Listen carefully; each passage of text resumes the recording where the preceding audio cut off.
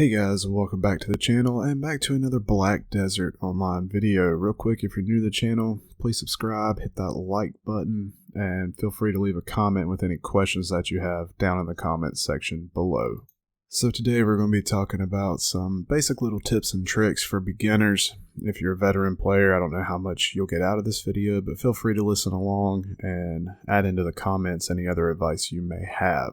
So the first tip that I have for you guys is when you make your first character, when you decide what your main's going to be, and you get it through the little intro and you get to Velia, go ahead and go back to the character selection screen and go ahead and create your alts. I think you can have up to 6 characters to start with without having to expand.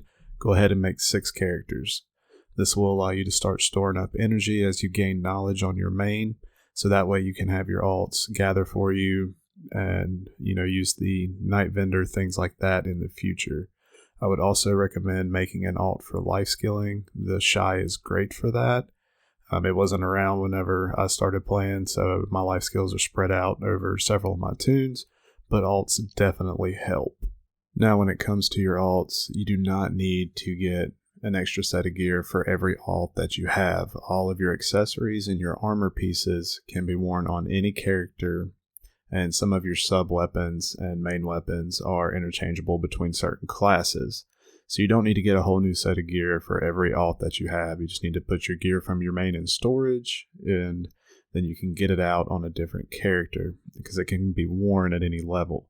Also, once you get to level 56, I believe, and you complete the quest line, you can get Marnie's fuel and use the machine to copy your gear to a tagged character, which makes it super great for playing alts because they will have the same gear score that your main has. And in an upcoming patch, I think April 6th, that cost is going to be permanently reduced by 50%, making it much more accessible to everybody. So make sure you're not wasting your silver buying gear for all of your alts.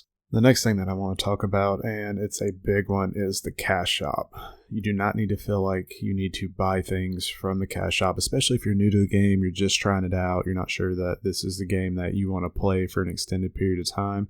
Don't go spending money in the cash shop. When you start out as a new player, and if you're coming back as a returning player, you're going to get value pack buffs and stuff like that from daily logins. So there's no reason to buy anything from the cash shop. You'll get pets from that. You'll get pets from the main story quest. So do not worry about the cash shop. If you go around looking at other players that have all the fancy costumes and horse costumes and the tents and all that when you first start out, it's going to make you feel like you need to buy all this stuff right away. You do not. It definitely helps. And I mean, if you look at my character, I have several things from the cash shop, from costumes to the tent and all that. But I've also been playing this game off and on for several years as, pretty much a casual player, and I would honestly hate to go back and total up the amount of money that I've spent in the cash shop, to be honest with you. But it is not something that you need to do right away. Go ahead and get your feet wet in the game. Make sure it's something that you're going to want to play for an extended period of time before you start investing money into it. One thing you can do to help yourself make some extra silver is to kind of get in the habit of trying to check the marketplace for low listed items. You do have the fixed market now, but a lot of times you'll get people that will just be trying to get rid of stuff, get tired of stuff sitting there and having competition on it, and they will just list it for the lowest possible price. This will happen with Blackstones a lot when there's a Blackstone drop event and the price gets driven down and people are listing them for super cheap. That's a good opportunity to pick that stuff up, put it in storage, wait for the market to clear out, the event to go away, and then you can either relist them and make a profit, or you can get enhancing mats for a cheap price. You can do this with crafting materials. You can look for boss weapons that are listed at min price that you've got, hey, I've got the fell stacks to bump this to the next level and turn around and sell it for a good profit. You rarely get that lucky, but if you get in the habit of checking, it'll happen more often than not. It's a great way to try to make some extra silver, quick and easy. When it comes to the marketplace, you can also, as a new player, take advantage of the warehouse storage that you have on the market and use it as extra storage. You can keep items in there that may be easy to sell, that you don't want to overcrowd your regular storage, like items that don't stack in normal storage, like spirit stones, things like that. This way you can free up some storage space in the town. You don't have to invest contribution points into storage, so that way you can invest it into something that'll make you money, like a production node. It's a great way to get some extra storage when you're first starting out and you may not have a whole lot of contribution as well.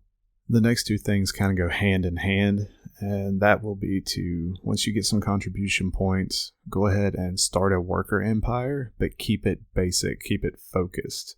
Don't, start a worker empire based around building ships, crafting wagons, making jewelry, and spread it out. Keep it focused and pick one thing, and then get the production nodes that support that.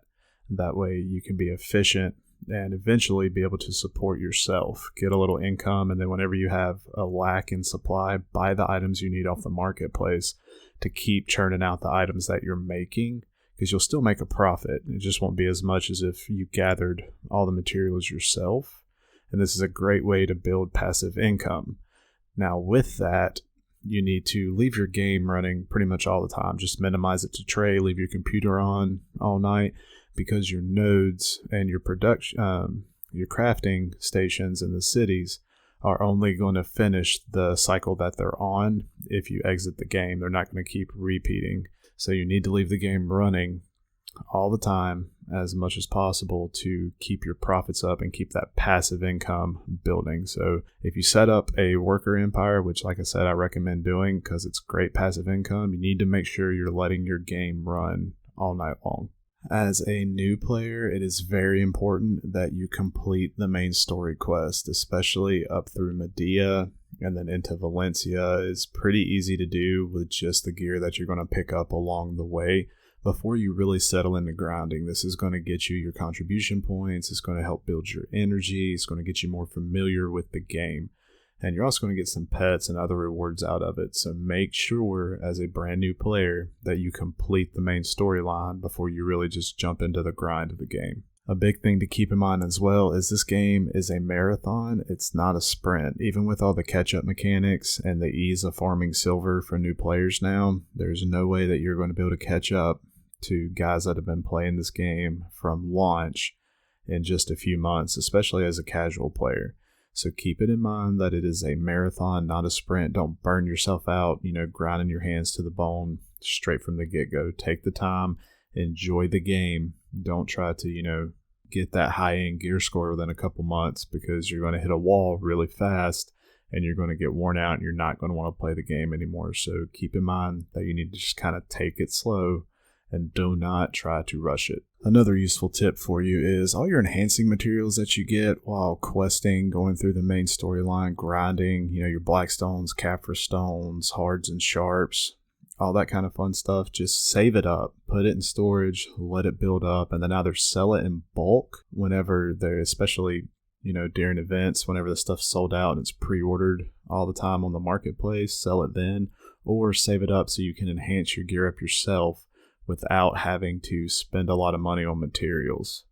Now, when it comes to life skilling, you're going to want to try to focus on one life skill at a time so you don't get frustrated and overwhelmed. And what I mean by that is don't go out and gather, 1,000 red meat and then run back and go cook, because you're going to cook it all very fast and you're going to get frustrated because you're constantly having to stop one thing to do another.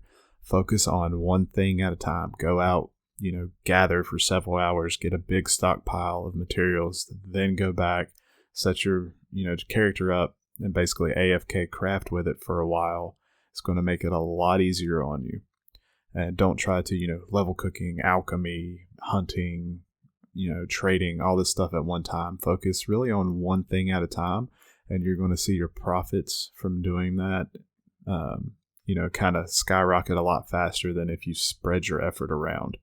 So just kind of focus on one life skill at a time. Fishing's kind of the exception, or horse training, because you can AFK do that overnight.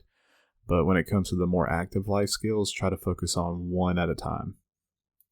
And the last two little tips I have for you are, make sure that you roll your dice every day. Try to get all 3 of them in so you can get free stuff every day, and claim your daily boss scrolls. Even if you can't do them that day, just claim them, put them in storage, let them sit on your character until you have 10, 12 of them, and go do them all at once. This way you're still getting the rewards and stuff, and you can claim them every single day. Alright guys, that's all I got for you on this video. Hope you enjoyed it. If you do, please subscribe, hit the like button, and I will see y'all next time.